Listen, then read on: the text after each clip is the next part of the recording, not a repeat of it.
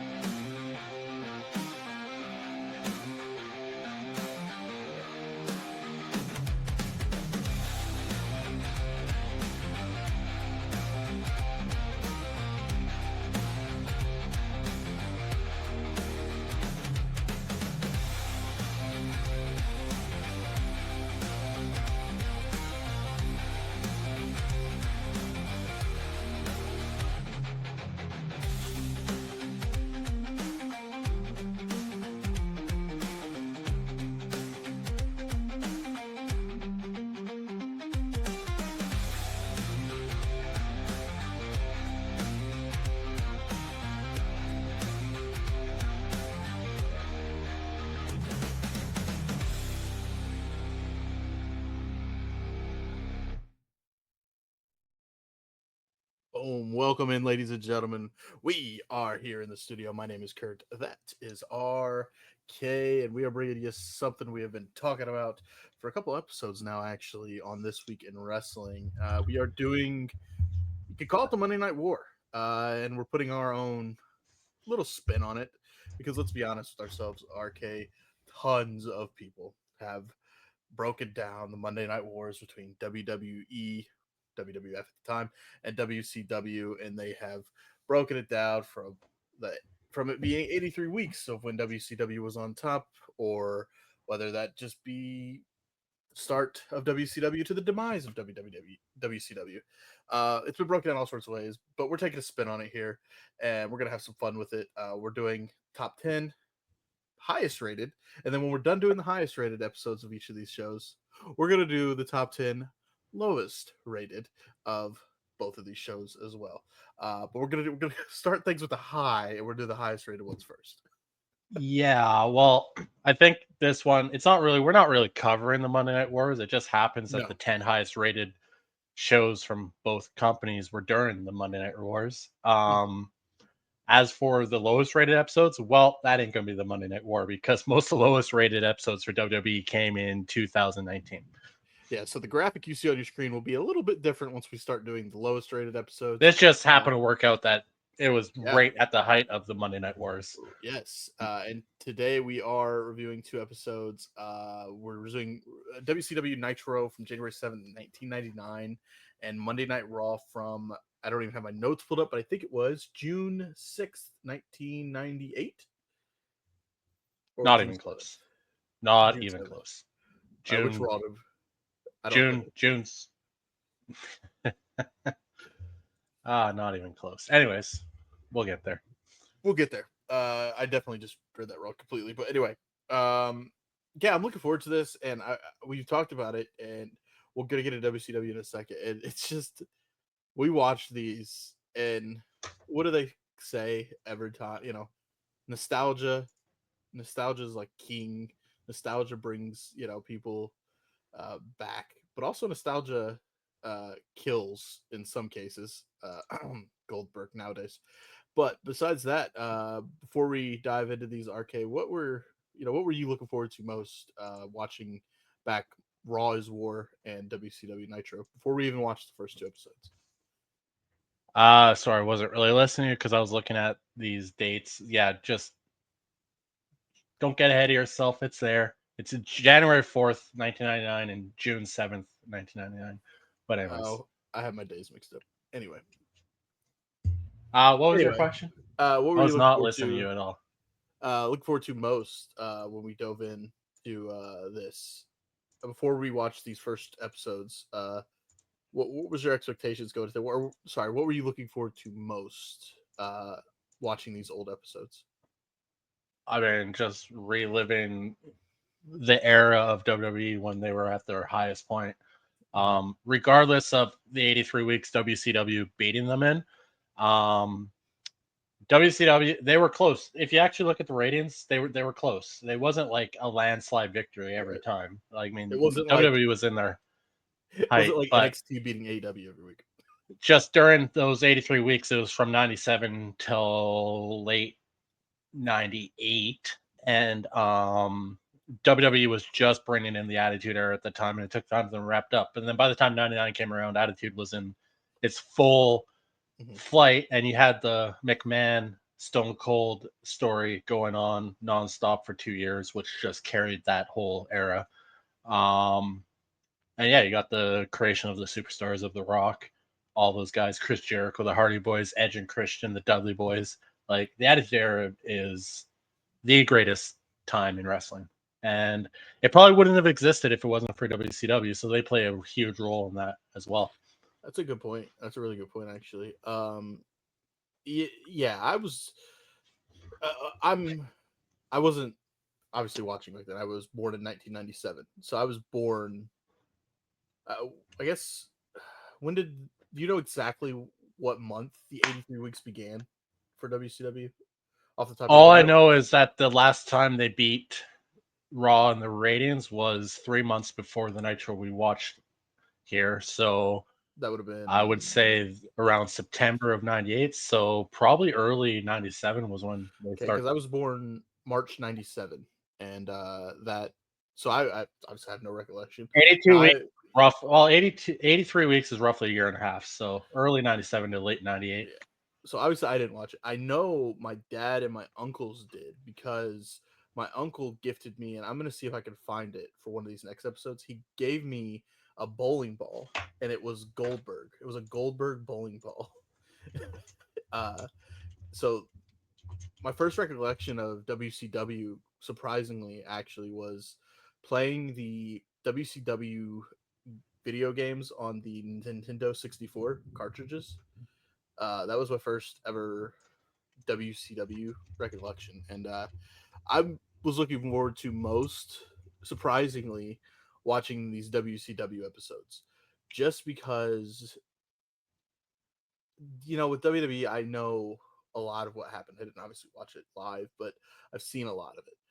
WCW, I didn't watch any WCW, and that's what I was looking forward to most when it came to WCW and seeing the older crowds, and seeing what I guess you could say the products, and I'm talking about like drinks and all that stuff with their logos, usually just old school style. And the biggest takeaway I can say before we get into these, watching the crowds, holy hell, the crowds are a completely different animal than they are back now. And I said this while we were watching WCW.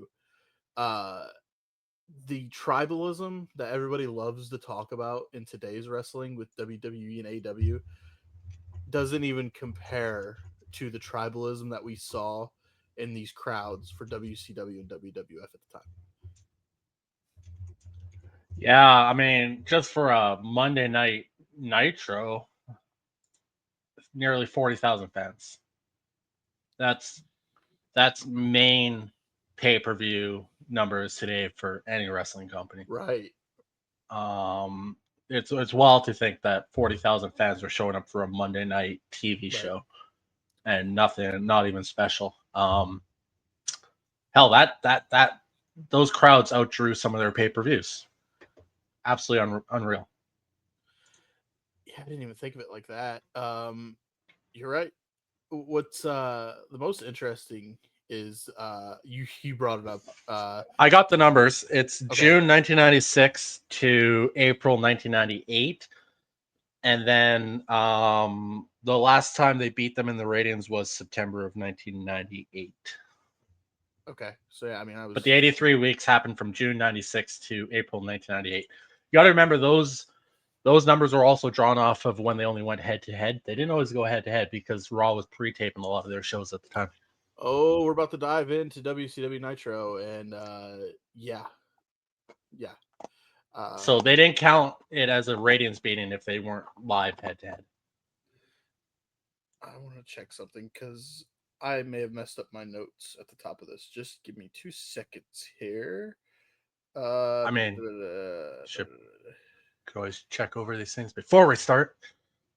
Yeah, you yeah. Okay, I was right. You were wrong. What? You have WCW Nitro being January 7th, 1999. It was January Go to the 4th. next. Go to the next section of that. That was just when I was typing it up. I gotcha, my friend, my friend, my friend. That's why I I said just don't read the top line and go I to the first section. I just wanted to be right. You're always right, and I'm never right. And I just wanted a moment there. Well, you And weren't here, right I because I told damn you. it. I'm very aware now. Chalk that up. Hold on. I'm gonna get like a note board right here. I'm gonna put who was right, and I'm gonna put RK and then Kurt, and then there's gonna be a lot Well, of you might as well dashes. not even put Kurt because it'll just be RK I've been right like once. once. I've a dash. Actually, when we get to this week in wrestling, you were Oh, wrong so again. close. So I was so upset. Yeah, I can't wait to talk about what we watched, but that's a different show. This is new here to the channel. So I think it's time to dive into it. RK WCW Nitro. This is from January 4th, 1999. We are in Atlanta.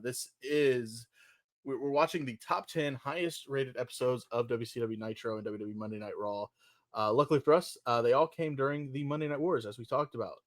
We're getting to relive some classic moments from these two companies, and tonight we are going to be covering the number 10 highest rated episode with WCW Nitro. It came in at a 5.0 rating on January 4th, 1999. And yeah, we are live, sort of, 26 years later, from the Georgia Dome in Atlanta, Georgia, for the 170th episode of WCW Monday Nitro. Final attendance numbers did come in at 38,809. They were boasting that it was over 40,000, but we know how wrestling companies love to fudge those numbers a little bit. And yeah, with those numbers, it's hard to believe that this company would be done in roughly a little over 2 years. On commentary, we have Larry Zbyszko, Tony Schiavone, Bobby Heenan, and Mike Tenay. And I guess you could say Eric Bischoff, but he didn't really have much to say for the night. Yeah, we're gonna have some fun talking about Bischoff on commentary throughout the night, and yeah, this was the commentary team, man, and this was Tony Schiavone, by the way. He's so good. He was so good back then. I don't think he gives a shit anymore now. When if you listen to AW, but at WCW Nitro's like peak, he was really good. I liked Larry Zbyszko, and obviously Bobby Heenan's a legend. But Mike Tenay, I just want to say great voice, Mike Tenay, one of the voices of TNA wrestling. Once that starts up, uh, he's really good. But yeah, the standout man, Tony Schiavone, he's good. He was good in the day, and that's why he still has a job to this day. But I guess you compared a little bit to JR. I mean, JR on commentary isn't Yeah, that great anymore either. But at the you time, he was a legend. He is a those are the legend. two names synonymous as the main commentators for these eras, for sure. Yeah. And yeah, this episode of Nitro is the show that a lot of people credit with as the start of the downfall for WCW. The main event advertised for the evening was Goldberg versus Kevin Nash 2 for Nash's WCW World Championship title. The major story coming out of the previous week was Ric Flair winning control of the company for 90 days by beating Eric Bischoff. And, nothing can possibly go wrong with that. Oh man, yeah. Stay tuned. This I think the yeah, this does start the downfall. There's two two things, and we'll get to them later that stand out to me as we'll talk about them that if you know the wars, and if you do consider this the downfall of WCW, the start of it, yeah, you get it. There's two things that stand out to me, and I'm excited to definitely talk about it. Yeah, and one of them's here, and the other one's when they hired Vince Russo.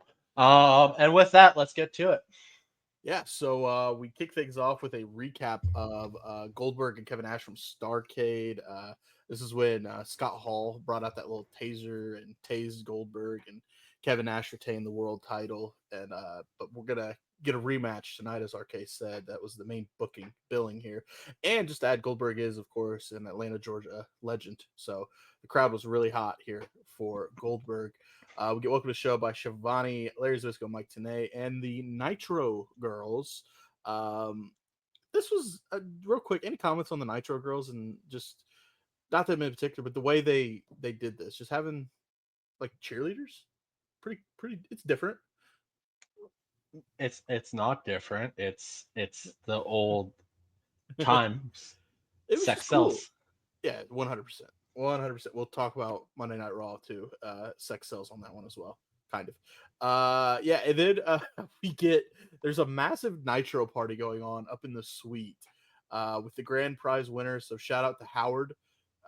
Howard and his boys are all in there, and I forget, I didn't write the guy's name that was up there with the microphone, but he's interviewed him. He's like, "We're here with Howard and his all of his friends and the ladies," and me and RK are watching. We're like, "I don't see no ladies." It was And there ain't all no that was a sausage party. it was all dudes. It was Howard and the boys having a good time cheering for Goldberg, even though there was one guy that was very high on Goldberg. You know, he didn't like Goldberg. And we are recording this, and if you hear thunder in the background, hopefully I don't lose power. We are dealing with some storms here in Indiana, so that's a different story. But we're gonna power through here. So yeah, Nitro Party Suite, pretty cool. Yeah, and that leads us straight into our first match of the night with Glacier versus Hugh Morris. Hugh. Hugh Morris with no laughing matter to get the pinfall victory here. Was a really short match, glorified squash match, really. Not a whole lot to say, but because we are reviewing, I'll say a couple things. One, how Mortal Kombat didn't sue WCW is beyond me. And my understanding, it was a returning Morris after a few months off, so good to see him get a victory here. And Jimmy Hart's his manager too. There's that. Oh yeah, Jimmy Hart. Well, so why he's not? there. We get some commentary here. They are putting over Ric Flair since he is now Actually, you know what? Now that I think about it, Bruce Pritchard explained this once. Managers, guys like Jimmy Hart, Bobby Heenan, managers, they wanted to be with the guys that weren't already superstars because what's the point of those guys having a manager? The manager is to build up upcoming talent, so it makes sense. Yeah, that's true. So commentary, they're putting over Ric Flair. He is now in charge. And Hogan, he is retired. He was on the Jay Leno show. He told Jay he was retiring, and he was going into politics. He was going to be running for president of the United States for the 2000 election. So that was happening. We get to see just recaps of the build-up to Ric Flair and Eric Bischoff. Imagine, I'm going to bring up a touchy subject, maybe. It's been over 20 years now, but imagine Hulk Hogan was president during 9/11. Jesus Christ, he'd just get on the mic and be like, "We're coming for you, brother." Because now I'm just thinking of it in my head. If we get, oh my god, the towers get hit and Hogan just goes to ground zero and he's like, well, let me tell you something, CNN.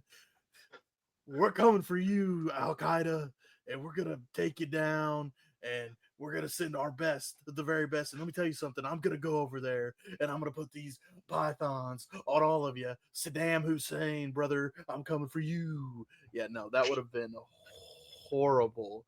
Are you kidding me?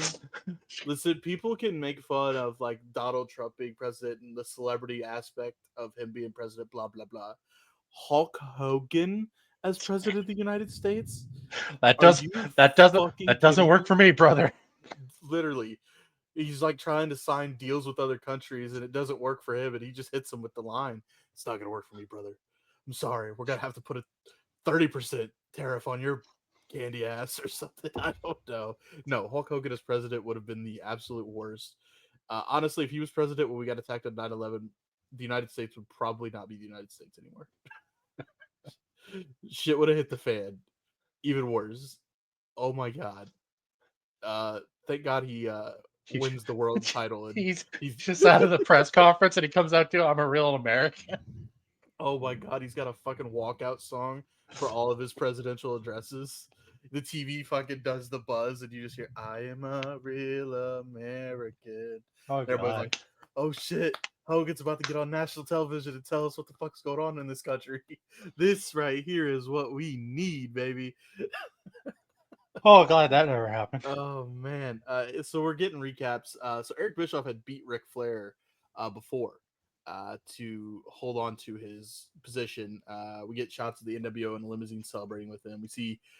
We basically see snippets of the week prior of Ric Flair just being classic Ric Flair, crashing out. He's stripped down to his underwear after the loss to Bischoff, saying he wants one more shot and then he will sell everything.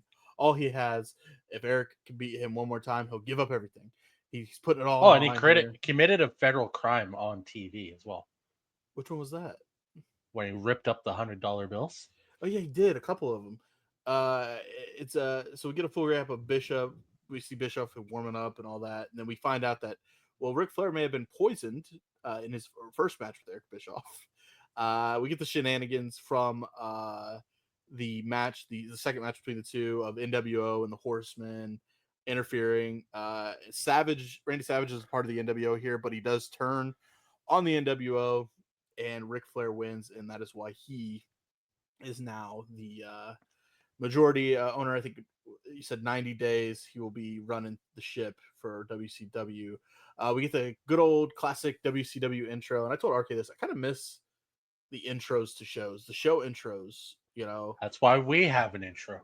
Yeah, and you get just the music and just all shots of superstars and bang bang, and then you see the entrance and all the pyro and all that good stuff, and no company does that really anymore, and it's a small thing you No, miss. we get clips of wrestlers showing up for their jobs now. Yeah, that's the thing now. So Ric Flair is coming to the ring here from a limousine, flanked by the Horseman and his family.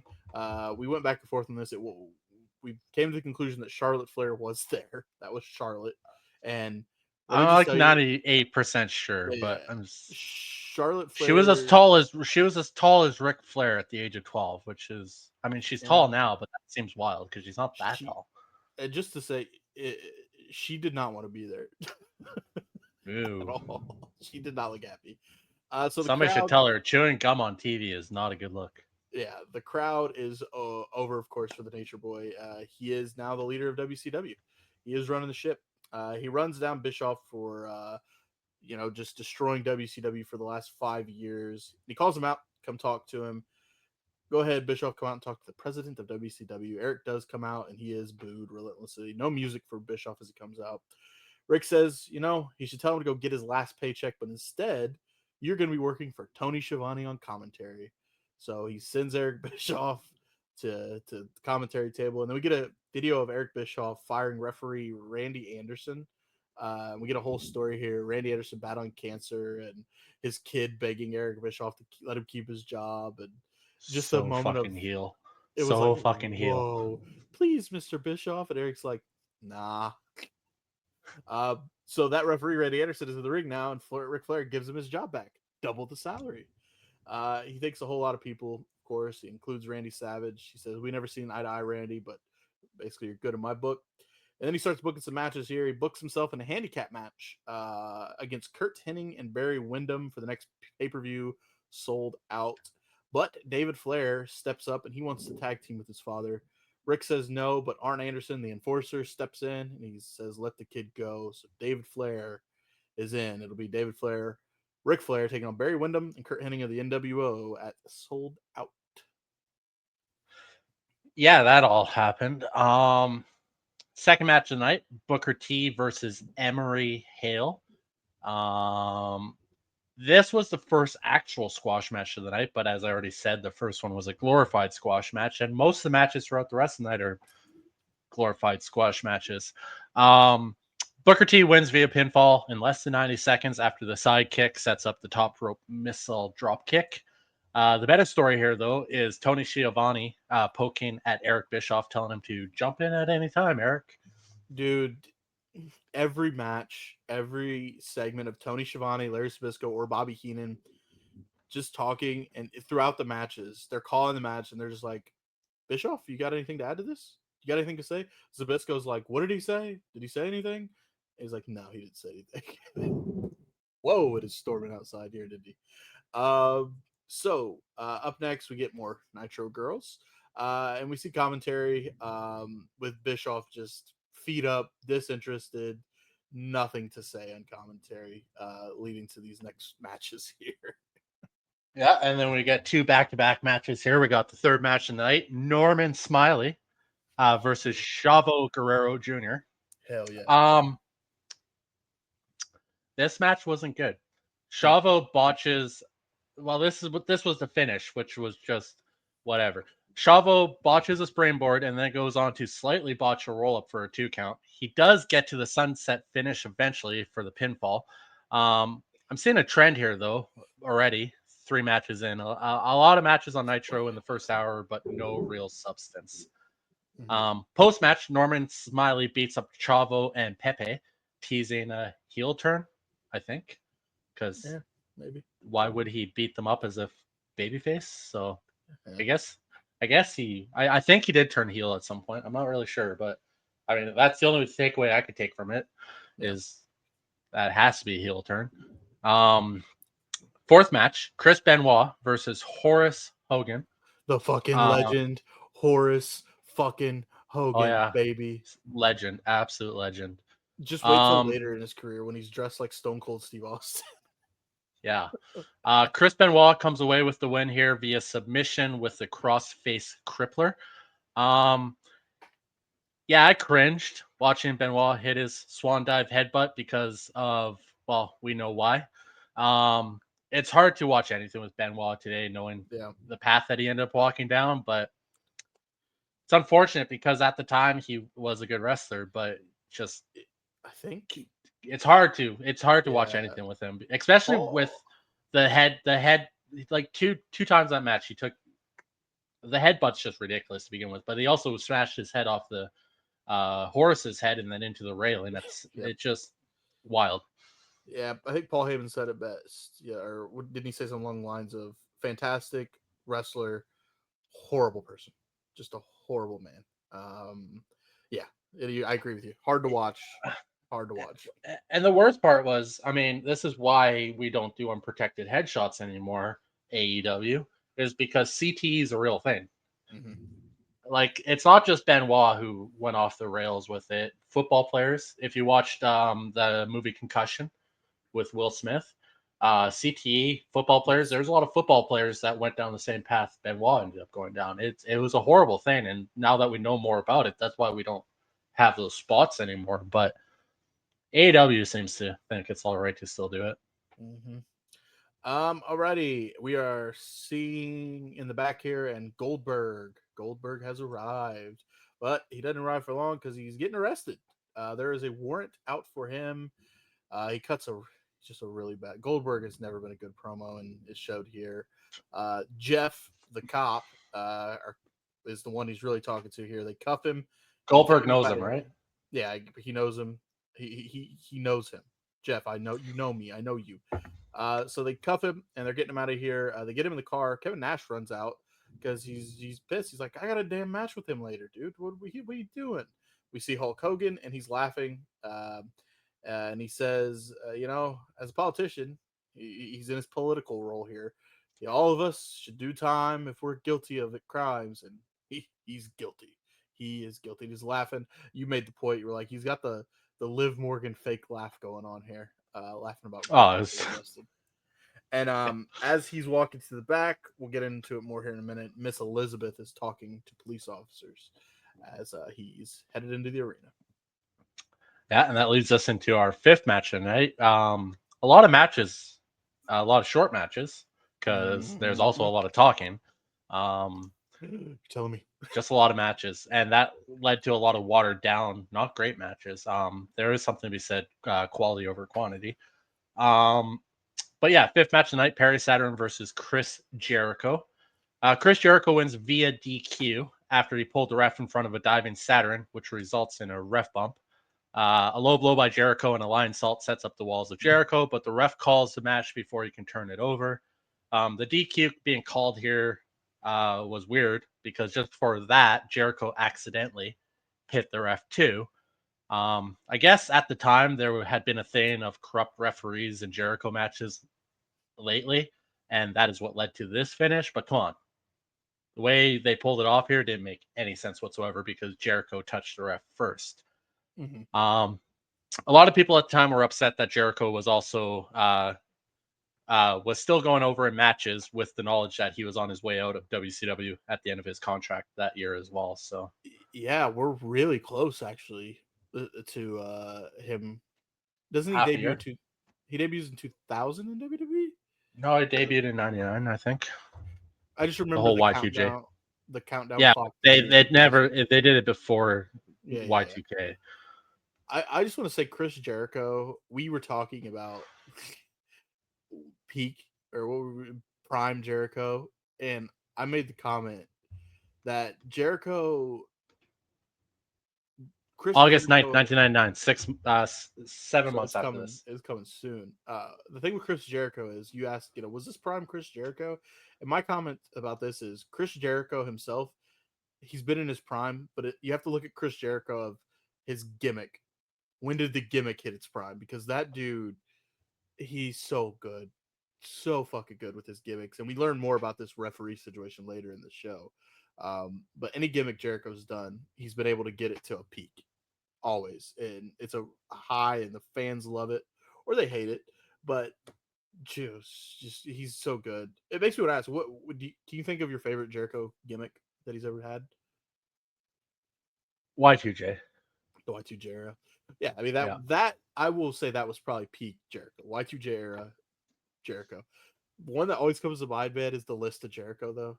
Just The because list of Jericho is a good one. I never watched it, but I seen all the clips and it's fucking in a hilarious. in a dark, rough time of WWE watching, you at least had the list of Jericho, Chris Jericho, and Kevin Owens shenanigans to get you through.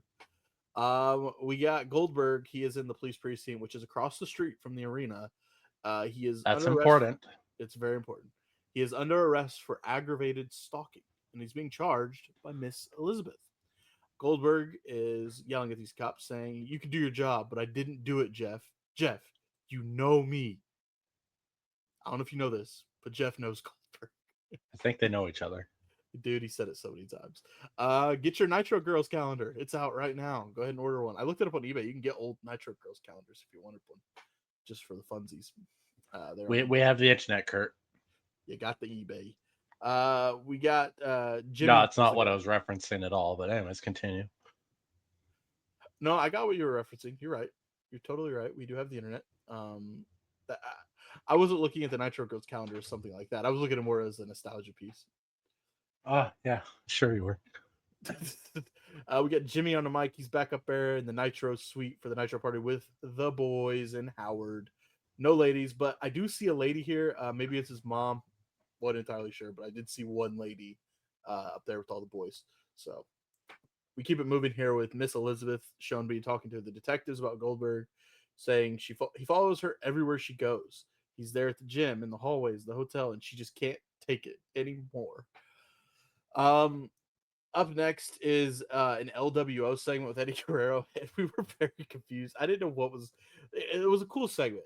Eddie Guerrero and the LWO are just having a nice party with lowriders, mamacitas, all these. They're gonna go show the mamacitas a good time, and it's just like segment after segment after segment here of Eddie just being Eddie, having a good time. And I said, this promo just made me miss Eddie Guerrero. You're wearing the Eddie Guerrero shirt that we just got from Pro Wrestling Crates.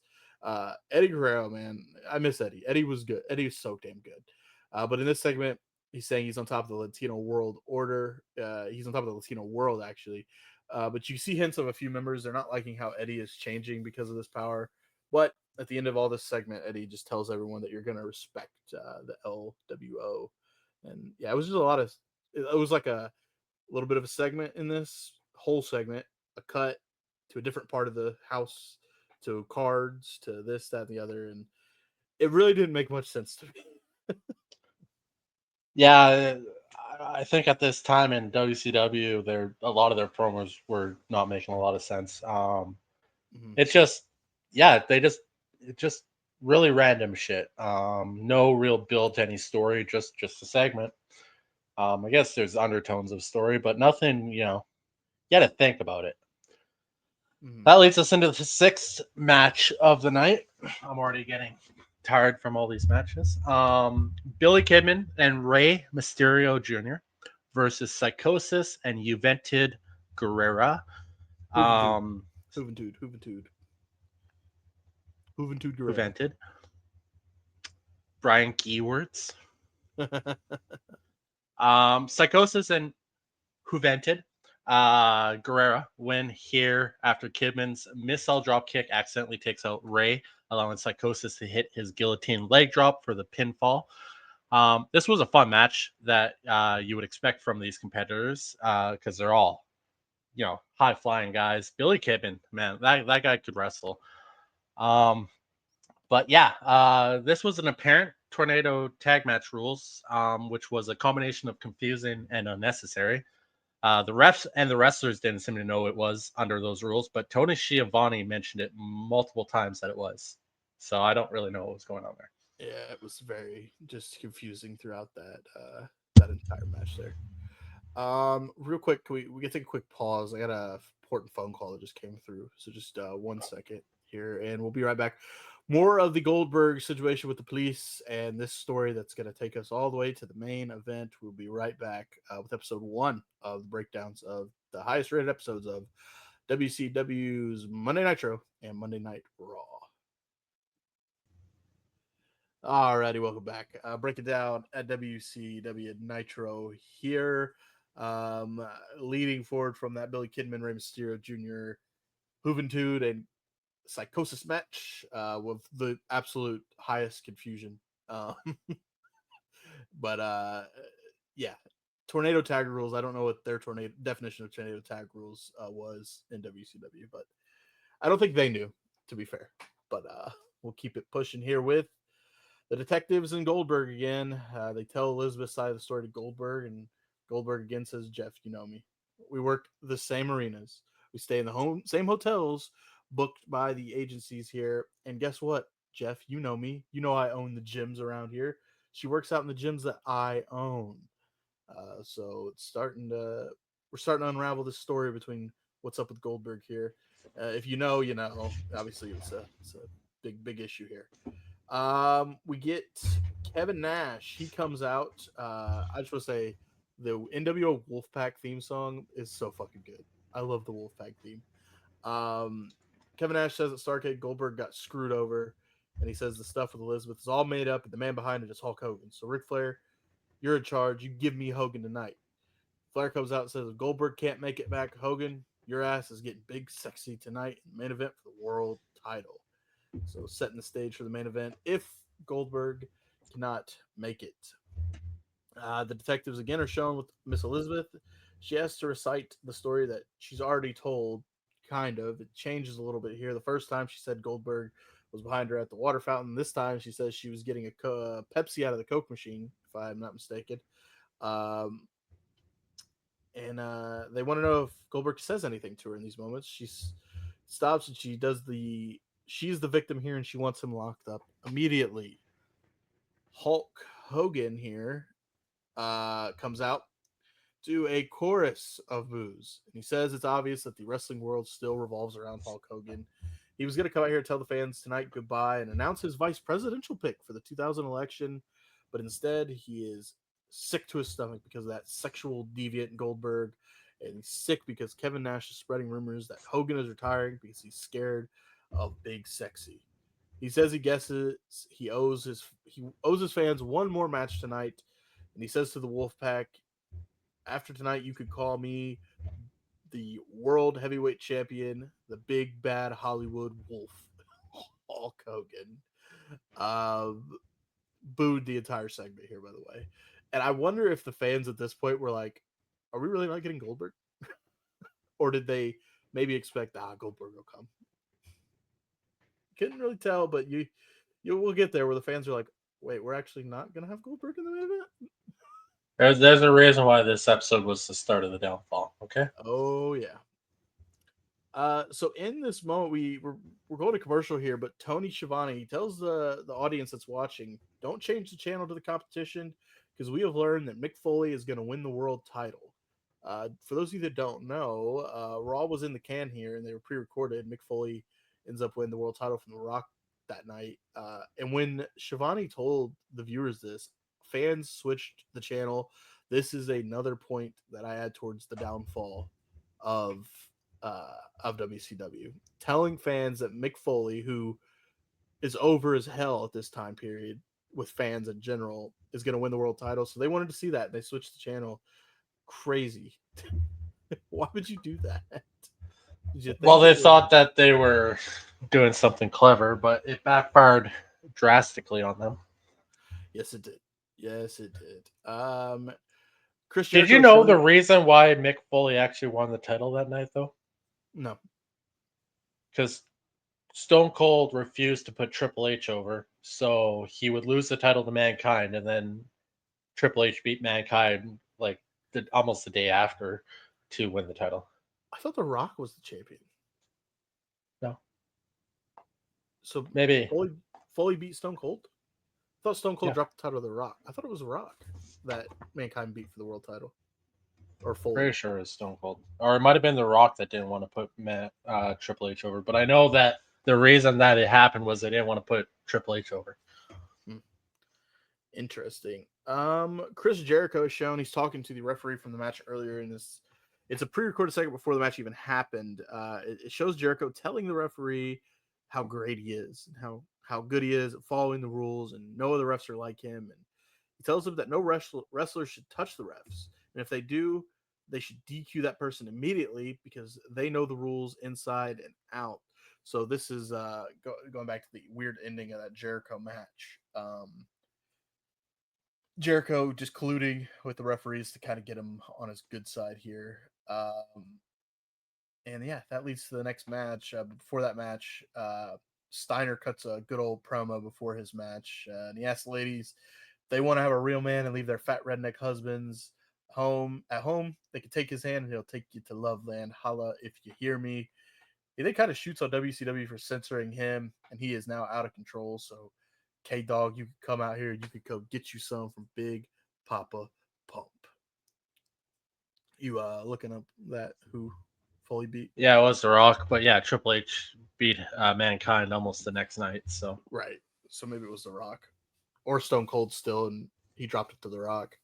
Oh, no, I'm completely off base here. I'd have to look that up again. But I know I read somewhere once that the reason Mankind even won the title is because the person with the title didn't want to. Mm-hmm. But it was at SummerSlam 99. So I have to look up SummerSlam 99. Seventh match of the night here, WCW Television Championship match. Scott Steiner versus Conan. Conan wins the match via DQ when Buff Bagwell interfered or tried to. He never actually hit Conan, but from what I've seen so far tonight, sure, why not? Scott Steiner retains the title here because title matches are a wash and a DQ finish, as we all know. This match was not good. A lot of botch spots, and commentary was starting to get annoying with the Eric Bischoff jabs. Yeah, it was, and I think it was mainly because it was NWO in the ring, so they went overboard with the shots at Bischoff because it was NWO. But commentary was also talking about the Goldberg situation here, and Bischoff does finally say something when Goldberg name comes up, and all Bischoff says is jailbait, and I don't think he knows exactly what that word means. Well, he definitely doesn't know what that word means. That's all he says so far is jailbait, and then Wrath comes out and he's offering an open challenge. Yeah, SummerSlam 1999. Mankind defeats Stone Cold Steve Austin and Triple H. for the championship. Stone Cold Okay. would not take the pin from Triple H in that match, so he would accept Mankind taking the pin. And then the next night on Raw, Triple H beat Mankind. So it was starting back then. But yeah, Wrath, he came out. He's opening an open challenge here to anyone in that locker room because he's tired of the no competition. Yeah, that leads us into our 8th match. Wrath versus the man who comes out, Bam Bam Bigelow, absolute legend in the industry. Another DQ finish here, but this time it's both of them, and the ref just throws the match out altogether. This was barely a match, just two big guys beating the shit out of each other for a bit, and there's really nothing wrong with that at times. Post DQ, the two brawl to the back. A lot of DQ And, finishes. a lot of bad matches overall. The cops are in the back again with Elizabeth with the exact same questions, and she's repeating the same stuff, but kind of because she said two different stories to the cops. The cops are now onto her, and they hit her with perjury is a felony. Elizabeth does finally crack. She thinks she's facing jail time here, saying she may have been mistaken. It wasn't Bill Goldberg. No, it wasn't Bill. I'm really, really sorry, guys. Can you go tell Bill for me, please? I'm sorry. I'm just mistaken. So it comes clean that Elizabeth was mistaken. She was wrong the whole time here, and that gets a good pop from the crowd watching this. I'm assuming in the Georgia Dome there. We get the Nitro girls again. Commentary desk is shown. Bischoff does do a little wave. I don't know. He just says hi. That's it. No words. But he's got his feet up here. Tony trying to speak to him, but nothing. Bobby the Brain Heenan says he does know Goldberg, and if he's not guilty, he's freed. He'll be here in time. Goldberg will be here in time. Yeah, and that brings us to one of the bright point matches of this show. It was a good match. It was actually a really good match, above average. Charisma is king, my friend. It is. Ninth match tonight: Brian Adams, not the singer, but the wrestler, versus Diamond Dallas Page. DDP wins after a middle rope jumping diamond cutter for the pinfall. Brian Adams looked really good in this match, and DDP is just as charismatic as I remember him to be. The end of this match looked good, and it could have looked great had they stuck the landing on the cutter better. Yeah. But yeah, ninth match tonight, and we finally got an above average match, thank God. Because we're, you know what? I'm sure the main event's gonna be a 5-star banner, though, right? Dude, it's Kevin Nash versus Hollywood Hulk Hogan, the rivalry that's brewed forever. This big payoff here. Hogan maybe retiring and running for president. I mean, there's a lot at stake, and I'm sure that those two professionals are going to put on an absolute banger for the fans there because Goldberg may not be able to make it. And yeah, really looking forward to this great main event that's supposed to take place. Goldberg is released, by the way, from the police station. Got about 20 minutes to get there. 20 minutes left on this episode of Nitro when Goldberg is released. And remember, it's right across the street from the arena. But they put him in a fucking cop car. I don't know why he couldn't just run to the arena. But they do load him in a cop car. I think they took the long way. I think that the cops were in on it. Probably the scenic route. And yeah, it brings us to the 10th match of the night for the WCW World Championship title. Kevin Nash versus Hollywood Hogan. We have made it to the final match, finally, thank God. That will forever be known as the Finger Poke of Doom episode and the start of the downfall of WCW. Finish came when Nash shoves Hogan into the corner and he comes back out to deliver the finger poke to the chest, which instantly incapacitates Hogan. And Nash takes vice versa. Incapacitates Nash and Hogan gets the pinfall win. I can't read my own writing. The crowd absolutely loses their shit over this and starts throwing garbage in the ring. And this is not even the first time this group has had garbage thrown at them either, which seems wild. Goldberg is here now and is pissed. He starts wrecking house, but it doesn't last long as the numbers game gets the better of him. We think we get a moment of reprieve when Lex Luger comes out for the save, but he joins up with the NWO for more of a beatdown on Goldberg. Tony says it's best here to close the show in a defeated voice that only Tony can do because he still does it to this very day. And he's just like, they're back together again. Yeah. Bischoff, by the way, he was all on commentary for this Oh one. yeah, he was killing He it by this perked point. right up, man. Yeah. Wow. The downfall of WCW started with the finger poke of doom, man. It's just watching this. We're watching this, and both of us are kind of just smiling because we know what's coming, obviously. It's just like I was covering my face, like, oh shit, here it comes. And Hogan and Nash are building it up. Of course, they are pros in this sense. Knowing what you know, Triple H and Shawn Michaels did it better. that's fair. And just it was. I liked Nash looking at the camera after it was over and they're throwing trash, and Nash says, "This feels familiar," because of the trash being thrown to the ring and all that. And it, wow, man, you doing that then is just crazy. You couldn't do that now. If you did some shit like that now, oh my lord, go to the internet and it would have been an uproar back then. Imagine if social media was a thing during this time period. It may have Oh ruined yeah, wrestling. well, Dave Meltzer was all over it though. Yeah, As was this episode, all over the place. The yeah, matches were not very good, and the finish was just weird. This was a point where WCW should have been moving forward, and they just went back to Hogan being the guy. It was 1997 all over again, and the people just did not want that. This episode wasn't the dagger in the back for WCW, as they went on to do more things that led to their downfall. But it sure did not help that they were going to get back to the level that they were just 3 months prior when they were beating WWE in the ratings. yeah. It was, yeah. I mean, I get why it came in at number 10. You know, uh, and The fact that this show was even rated that high, but I mean, ratings off viewership and share of the viewership of the night. It's the fact that they went this route while they were still hot. This is the route they went while they were still hot. It's just wild. what made me so the rating we're getting, that 5, is that the TV rating at the time? That's the Nielsen rating. Okay, so They used I to get get crazy. We don't even see ones anymore. yeah, we get point something. So a 5.0 is crazy. If a Raw or a Dynamite pulled that today, Dave Meltzer's head would explode. It wouldn't even But happen. It's not even physically possible. There's too much right, on TV every fucking night. right, I mean, yeah, you got everybody and their dog watching The Bachelor on Thursday nights. Like, come on. right.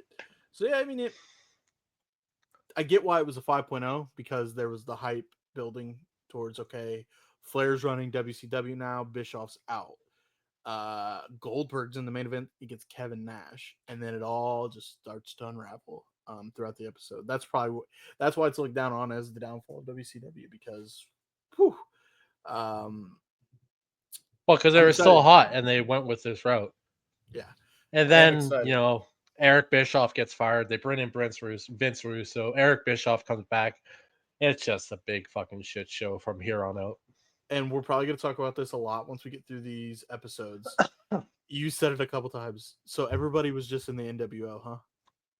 Everybody was in the NWO. Hell, Everybody we had was the in it. LWO, which was created because of the NWO. Yep. Well, Everybody was in the NWO. that is the 10th highest rated episode of WCW Nitro. We're gonna move forward now to Monday Night Raw from June 7th, 1999. This we're bringing you here. This is the 10th highest rated Monday Night Raw.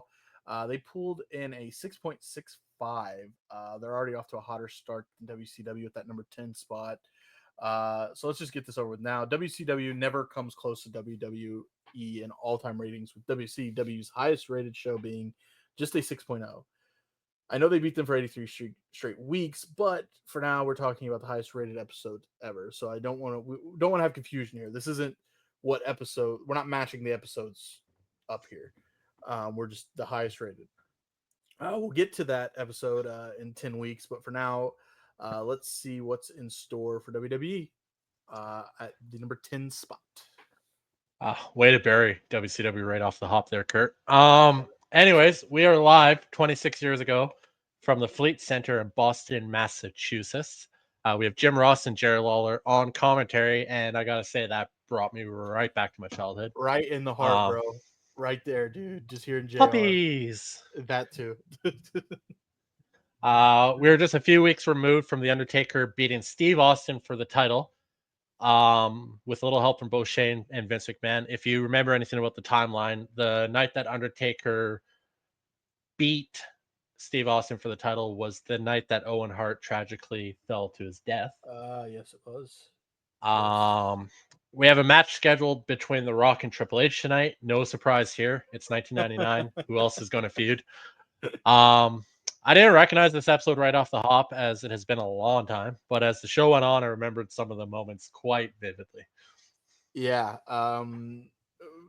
Just for some some quote unquote, I'll call it backstage notes here from the Top Rope Renegades. It was a struggle getting this fucking match to watch this match. I'll just say that. But we got Netflix, it. where's our fucking fucking Dude. Raw episodes? It pissed me off because you scroll through Netflix and you go through all the Raw Vault is what they call it, and you go to 1999, and it literally just skips this episode. I'm like, what the hell? So yeah, we struggled to get it, but damn it, we got there, and yeah, let's get into it, man. I'm with it. I was really looking forward to just seeing the Attitude Era. I haven't went back and watched like this before, so this is really cool for me, and was really looking forward to seeing it. And you said it, hearing Jerry the King Lawler on commentary just brought me right back into it. I was half asleep, but I perked right up and was locked in. Yeah, man, it's the Attitude Era was just something else. I mean, it's why I couldn't watch the shit that came after the Attitude Era. It was just nowhere in comparison. Once we get through these 10 episodes, I don't blame you. I get it. Yeah, and with that, let's get to it. So we see a little recaps from last week. The crucifixion of Stone Cold by the Ministry of Darkness here. And then we see some stuff from Sunday Night Heat with Stone Cold just raising hell and beating the hell out of everybody. And we get that fantastic Raw is War theme to kick things off. All right, I'm going to take a deep breath, RK, because I got a lot of talking that we're going to get into as we go through the opening parts of this Monday Night Raw. Good old Jerry the King Lawler, welcoming us in as Vince McMahon comes out to say he is interested. His interest has been piqued, and he wants to meet this higher power, this greater power that's running the Ministry of Darkness. And he says, I think I've already met him, though. Is it Shawn Michaels? Maybe it's Jake the Snake Roberts?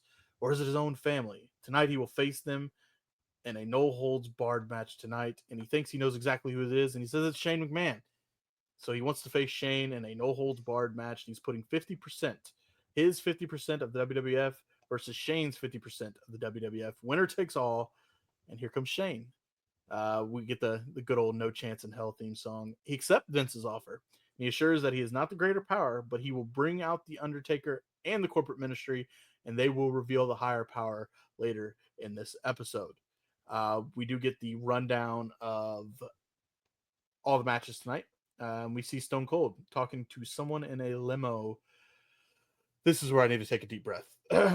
Everybody good? How you feeling? Okay, you ready? Lock in. There's a lot here. There's a lot here. I watched it. Woo! The corporate ministry comes on out, and I said, "Is that fucking Viscera? Viscera was a part of the corporate ministry. Big Daddy V." Yeah. Undertaker is on the mic here. He's saying that the day of reckoning is upon us, and that the higher power knows us all. He knows us best, and he says, "Here he is. Here's the higher power." But Shane McMahon comes out, and he is just putting over this greater power, and the greater power knows how we all tick. And he goes to reveal who it is. Mention this person is in the ring here, this higher power. But he wants a witness before this higher power takes off the hood, as you saw in the cold open where Arcade did. He calls Vince out. He says, Vince, come down here to see this higher power. But Vince shows up on the Titantron and is talking to shit. And he's going to watch as the higher power is revealed. And guess what? Holy shit, it's Vince McMahon. It was him. It was me, Austin, all along. we've all seen that clip go around viral. It was me, Austin. Vince takes off the hood, says Stone Cold made me a fool. Wait, what did he say? Hold on. Stone Cold made me a fool to all of you because what? I there's so much. You fucking wrote it. Stone Cold made a fool of me, and because of that, I have to teach him a lesson he'll never forget. And there's no depth that he will go to make Stone Cold's life a living hell. He thanks everyone in the corporate ministry. Just putting him over. Linda McMahon and Stephanie McMahon, they appear on the stage. Stephanie asked, "Why were you so cruel to me?" She asked this because you pointed this out. A couple of weeks prior, they had sacrificed Stephanie, the ministry. I think it was, yeah, it had to be before that because they were talking about it. Why would Right. he do that to his own daughter? So Right. yeah, they did that whole where Stone Cold saved her, and Yes. in the baby Yeah. face moment of his career. Yes. So Stephanie shook it up, and why were you so cruel to me? Vince says it was just business. Linda says, "All right, Vince, let's talk business then."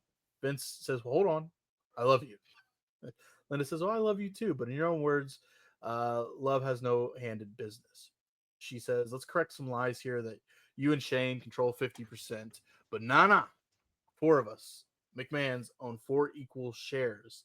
Linda says behind the scenes she has worked just as hard as Vince has on the screen, and she's called a meeting of the board this morning. Linda says some changes are coming in the company, saying, maybe we can change the dress code up a little bit, maybe a little bit more profanity in the office, drinking some beers after a work day. She says she has stepped down as CEO and that her and Stephanie are handing over their shares. She's handpicked her replacement before she steps down, and she intros RK, the new CEO.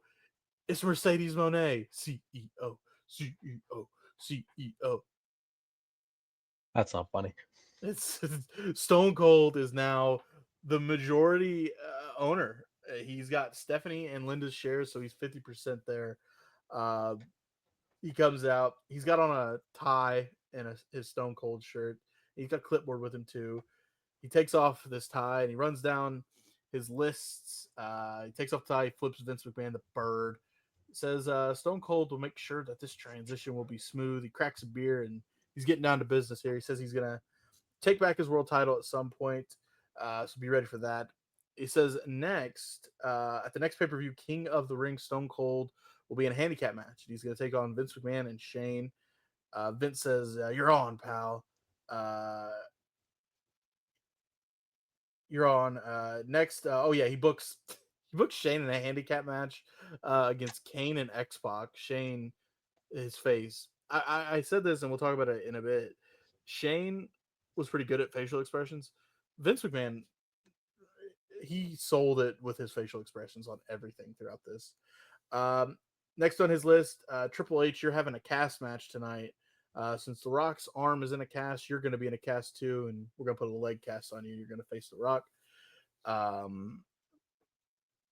And if anyone has an issue with these rulings of Stone Cold, they can find me in the back, and maybe he'll open the door for you after he's done drinking beer, and he'll open up the door for you and a can of whoop ass on you because that's the bottom line. Because Stone Cold said so. I know there was a lot there, a lot to talk about. Probably just you may have to help me here and tell me because you watch the Attitude Era. Was this just a classic Stone Cold Vince McMahon moment of promo battles per se? This is just how it went? Yeah, when Vince Russo was writing this shit, absolutely it was. Was Vince writing it this time? Yep. This whole storyline was a Vince Russo production. Did you like it? At the time, I mean, looking back on it now, it's probably one of the most ridiculous fucking wrestling Fair. moments in history. But Fair. at the time, I mean, we'll get into my final comments on the show right now. This episode of Raw, I just remember this so Wait, well after wait, watching what are it. you? Vividly remember losing my goddamn mind watching this. It was just so fucking entertaining. What are you doing? Giving my final comments on the show. That's what you We still asked got for. we still got like an hour and 15 minutes left in this episode. Really? Sorry, people. That just felt like I watched an Avengers movie, pure cinema. But It's true. yeah, it was entertaining as fuck at the time. But yeah, absolutely ridiculous fucking storyline. Like, just not, it would not fly today. Horrible. But at the time, so fucking good. Yeah, so I guess we do still have more of a show here, so we'll get into the first match of the night. This is a wrestling Uh, show. It is a wrestling show. WWE. Oh, I mean, these matches don't tell you that for sure. WWE Tag Team Title match: The Acolytes versus the Brood, Gangrel and Edge. Classic. The Acolytes pick up a win here when the Hardys and Michael Hayes come out, causing a distraction for Gangrel, and as he turns back around, gets hit by Bradshaw with the clothesline from hell for the pinfall. Nostalgia aside, the Brood entrance and everything, this match was not good. It was a time in WWE when the tag titles were waiting for the right teams to come along and elevate the division. Edge and Christian, the Hardy Boys, the Dudley Boys, take care of that not long after this episode. And I think by SummerSlam, the tag division is absolutely lit on fire when the Hardys win it. Yeah, they kick it up. They could definitely kick it up a notch, and we know now how amazing that Attitude Era tag division gets with those teams. The Union come down. This is the team of the Big Show, who we watched the WCW Nitro episode that was in '99, the start of '99 here, and he was just on WCW television, and now he's on the competition WWF. Uh, this is the team of Big Show, Ken Shamrock, and Test. We see a shot of Shane McMahon in the back. Looking a little nervous. Michael Cole with a full head of hair here and the nice little goatee rocking. He's in the ring with them and he asks, so Stone Cold is basically giving them a blank check and who are they wanting to cash this check in on? So Big Show goes for first and he says he wants the Undertaker tonight. And he's gonna get him. He's gonna choke slam him straight to hell. And they're gonna titles on the line here. That's gonna be the main event: Big Show and Undertaker. Ken Shamrock says, "Well, I was supposed to face Jeff Jarrett, but you're gonna have to wait your turn." Stone Cold gave him it's open season, and he calls out Vince McMahon for a Lions Den match that he was supposed to have with Jeff Jarrett, but instead he's gonna face Vince. Says he's gonna take Vince back in time when Ken Shamrock helped him, but Vince embarrassed him. So tonight, Lions Den, Tim versus Vince. Now, this is good shit. It's Test's turn to cash in on what Stone Cold's offered, and he asked for Stephanie McMahon to come on down. And I just want to add that we are getting like a double screen or cuts to Vince and Shane who are watching this segment in the back, and they're just getting more and more pissed off and confused and all that. Test calls Steph out, and he gets down on one knee, and he asks her for a date, which I didn't know that's how you're supposed to get ladies. Okay, I didn't know you were supposed to get down on one knee and ask them to go out on a date. I thought you just married them.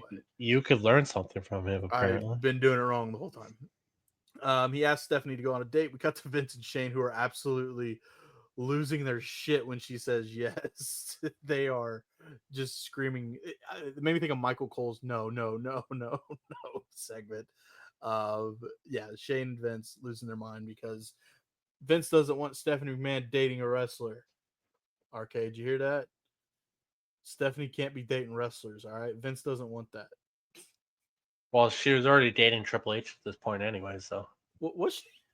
Yeah. And then speaking of Triple H, we see him in the back. He's getting that leg cast put on for his match with The Rock. Yeah, that was fun. And that leads us into our second match of the night: X-Pac and Kane versus Shane McMahon. X-Pac and Kane take the win here via DQ. I would hardly call this a match, as the Mean Street Posse caused the DQ pretty early on. As they are leaving, the Stooges, Briscoe and Patterson, are here to throw them back in the ring to eat a Bronco Buster and a Tombstone Piledriver for what was called the second match of the night. Yeah. Backstage, Michael Cole again. He's with Deborah. And talking about she's supposed to have a match later tonight. She says she's not gonna do the match, but instead she wants to do a bikini contest. And this is a bikini contest against I wrote her name down, Nicole Bass. And they were supposed to have a match, but instead it's going to go ahead and be a bikini contest, and look forward to that. And then we get I wrote this down. Actually, there's a match first, and we'll get to it. I'm just confused. We'll talk about it in a second after the match. Yeah, well, third match tonight. Again, if you can call it a match, Triple H versus The Rock. I'm pretty sure this match ended in no contest. I'm not really sure. But yeah, not a good match. Just The Rock and Triple H hobbling around the ring with very bad looking casts on. The Rock got the upper hand and was about to deliver a people's elbow onto a chair, laying on Triple H's face, but the Undertaker comes out for the save. Post match, the Undertaker's tombstone pile drives The Rock onto the chair, but the Big Show is out to chase off the Undertaker, and that leads us into Yeah. Bikini what contest. happens next. Bikini contest, man. Technically, this is like it's a legit match thing. They base it off of the crowd's reaction. Bikini contest between Deborah and Nicole Bass. And listen, Deborah, she's got puppies, as Jerry the King Lawler would repeatedly say. He's the judge in this, by the way. Very excited. And Nicole Bass, she's built different. She Let's just be blunt here. She is not as good looking as Deborah is. Deborah wins this bikini contest here over Nicole Bass. And oh yeah, who was with Deborah at the time? Jeff Jarrett, right? Yeah. Jarrett was with Deborah, and Val Venus was with Nicole Bass. And they had I'm pretty sure moment of Jeff Jarrett and Deborah were married at the time.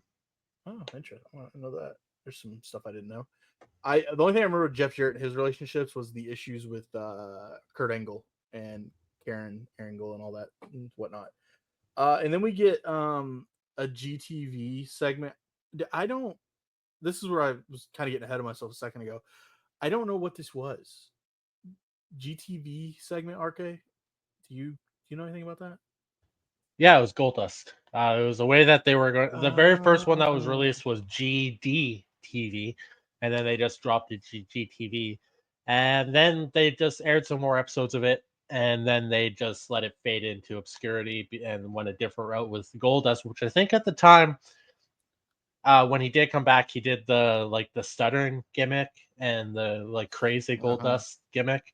But yeah, they were trying to do something here that was supposed to pay off and never did, and just faded out into obscurity. I know we got the next match, but I just want to say we have what 1, 2, 3, Oh, 4 I am so matches. wrong. I am so wrong. Deborah Marshall and Jeff Jarrett were on screen relationship. In real life, Deborah Marshall was married to Stone Cold. Well, yeah, that's his wife still, isn't it? No, they divorced in 2003. They had a rocky relationship. Oh, but yeah. Anyway, we're moving forward. We got match number 4 coming up. We have 1, 2, 3, 4 matches left, and I just wanted to say at this point we didn't have much time left on Raw. There was 4 matches left and a lot to Yeah, get like to. 20 And minutes. yeah, yeah. Yeah, and that brings us into our fourth match of the night. Billy Gunn, who was going by Mr. Ass at the time, versus the Godfather. What? The whole train. Oh, yeah, that also. Actually, we want the Godfather back now. He's fun. The Godfather wins via pinfall after a pump handle slam from an interfering Road Dogg and then a leg drop from the Godfather. This match was just a build for the recently split Road Dogg and Billy Gunn, which, if I remember correctly, never really went anywhere because surprisingly, no one wanted to see them fight. No, they were just better together. Just one of those type of tag teams. We get a draws Prince Albert and Michael Cole segment here. I didn't even put this in my notes because I was just like, "What the fuck is happening?" Cole's asking him questions, and then Prince Albert and draws are just throwing up. I assume there's more context of something that's been going on I TV I recently, have no idea what it is. I don't remember but at all. yeah, they just start there's vomit, and I'm like, "What is happening?" And all I know is draws is having a hardcore match. That's Yeah, and that leads us into our fifth match tonight: WWE Hardcore Championship match, Draws versus Al Snow. What do we want? head. Al Snow What do we retains need? here. What do we Hey, need? Yeah. Wasn't there one more? uh, What do we I deserve? can't remember. Or It something was like horrible. that. Head. Al Snow retains here via pinfall after a sculpture shot to the head of Draws inside the Boston Garden Bar. Um, yeah, this is pretty much a typical hardcore match from the Attitude Era. Guaranteed the matches would never happen in the ring and will always go backstage and just use anything they could find. Back when The hardcore matches were hardcore matches. the funniest part we laughed at was it looked so bad when I think Oh, the Snow tried to drag Droz across the bar top, and I think it was JR was on commentary. He said, "Well, that don't work like one of them Western bars, old Westerns." you gotta put a little oil on the fucking He bar just before you do he that. just raw dogged his stomach across this bar top. Like if you were Yeah. in there next to it watching it happen, you probably would have heard his stomach just. Um, and then right into our sixth match of the night, Ken Shamrock versus Vince McMahon in a God, octagon ring. Vince lots McMahon wins via referee stoppage after Ken Shamrock takes a nasty unprotected chair shot to the head from Jeff Jarrett. No joke here. That was the entire match. Ken Shamrock took quite a few nasty unprotected chair shots from people. I remember the Rock one. That one sticks out to me a lot. Everybody took unprotected head shots back then until what happened happened. Yep. Hey, Vince got a Oh, win. sorry. Right into our next match, match number 7. Well, yeah, we had 20 minutes WWE left, and they were like, WWE World Championship. Yeah, match after match after match after match. They're like, oh fuck, we're a wrestling program. Match number 7, WWE World Championship match. The Undertaker versus The Big Show. Before we get to the finish of this, I totally had forgotten that this was the show that this fucking happened on. I've seen this a Um, million times, but I didn't know it was coming. Another no contest finish to a match as The Big Show chokeslams The Undertaker through the ring mat. What a visual! Honestly, at the time, today, wild. They don't do that too often. If they've ever done that, they've done it a few times, but maybe I can't remember. Yeah. And all I could think of was, fuck, I wish I remembered this happened on this episode to watch the previous matches and see how careful they were to avoid that spot. I'm sure it was rigged to break with minimal of effort, but mind you, The Undertaker is a big dude, so getting choke slammed down, it probably wasn't like you step on it and it would break, but And it wasn't. he looked juiced the fuck up. I don't know what it was. It was his heavy period of his life. But yeah, man, that match just the Big Show, he had debuted not too shortly before this, and just make the Big Show look like a real giant in this Yeah. match to take out the Undertaker, make him look vulnerable. It was a wild spot and a huge moment. It really actually probably catapulted the Big Show's career in WWE was this moment. Yeah, he would go on to lose to The Rock at the upcoming Royal Rumble. Even though people think Show should have won that because The Rock hit first. If you go back and watch that 2000 Royal Rumble. Yeah, Penta's feet's touched too. Get over it. Yeah, it's fine, people. Yeah, Monday Night Raw. This is obviously the 10th highest rated episode. I see why watching this it was just so over back then. Mainly me being me. If I was watching this now, the story of Stone Cold and Vince McMahon is what carried this shit for 2 years plus. I mean, it was an okay show to watch, but the matches were just kind of pointless. You really were just there for story's sake, really, with this. The Undertaker Big Show match, whatever. The spot was pretty cool. I do agree. I wish we knew I wish you remembered that had happened. So while we were watching the earlier matches, just see how careful people were around that certain spot. Would have been cool, but yeah, hey, Raw is War. This is only the 10th episode. I'm sure once we get to the end of this list, we're gonna be like, holy shit, I get it. But I get why it was so over back then, and yeah, that's why they're still rolling. Greatest era of wrestling.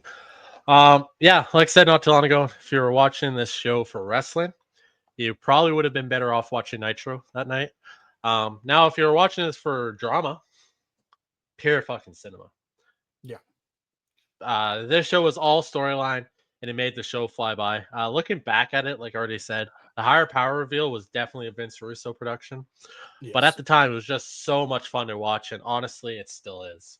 I'll take that over a show that is just boring matches with no reason to have a match any day of the week. I'm with you. I'm with you. So yeah, that's the close of it. Is this where we're starting the tallies? Which one we're going to give it to? Is this where we start it here? Oh, I give it to Raw 100%. Yeah, Raw, 100% too. I agree. That episode. I'd be shocked, and this call me a fucking fed, whatever you want, but I'd be shocked if any episode of Nitro beats Raw, That's in my fair. opinion. That's fair. We'll see though, because when we go into watching these, you kind of know the big thing that's supposed to happen here, but we don't really know the ins and outs. You know how the matches went for some of these shows, so it's possible that your opinion could change. But at the end of the day, the storytelling and the drama that Raw gives is gonna put it over the edge almost every time. And yeah, this is only episode 1 of this, and I'm looking forward to watching all of these now. I feel like we're in store. I want to say that there's a couple 5-star matches that actually do happen during these episodes, but I want to see that could tip it to the WCW side. If they have a match that just blows me away, it's got to be a cruiser match, because the cruiser matches were great, but they were short. That's the thing. The cruisers didn't get a whole lot of time on WCW is infamous for that. 20 matches in a 3-hour show. Yeah, 2 to 3 minutes long each. You can see where a certain promoter got his idea for his show to be an alternative to WWE. Because if you watch AEW today to how WCW was match heavy. They did have storylines, but because I mean Vince Russo, Eric Bischoff, those, say what you want about those two, they wrote a lot of this shit that we're enjoying. But nonetheless, AEW, same thing, match heavy, story secondary. WCW was the same way. It's an alternative to WWE. There's nothing wrong with that. It depends on what you like. Do you like the lawn matches and the crazy shit happening, or do you like watching it to be entertained and having the story? It's your personal preference, and I prefer the drama, the male soap opera aspect of it more than the wrestling. I love a good match, but don't get me wrong, but I want to be fucking entertained like this episode did of Raw. Entertaining. I'm with you on that. Well, all right, man. That's episode 1 done. We finally got to it. We finally did it. Now I'm looking forward for episode 2 and to all the way to episode 10 as we watch back the top 10 highest rated episodes from WCW Nitro and Monday Night Raw. And as RK said, it just so coincides that all of these episodes we are going to watch land in the quote unquote Monday Night War era of professional wrestling. And looking forward to the next episode. So mark today's episode as a tally for the WWE, up 1-0. Stay tuned for episode number 2, and we'll see if WCW can pull one out. And yeah, that's all I got. And we're going to catch you next time. Stay tuned for episode 2, as well as the This Week in Wrestling podcast, which comes every week as we recap all the events going on in the professional wrestling world and all that good stuff. My name is Kurt. That is RK, and we will talk to you guys next time on the Top Rope Renegades YouTube channel.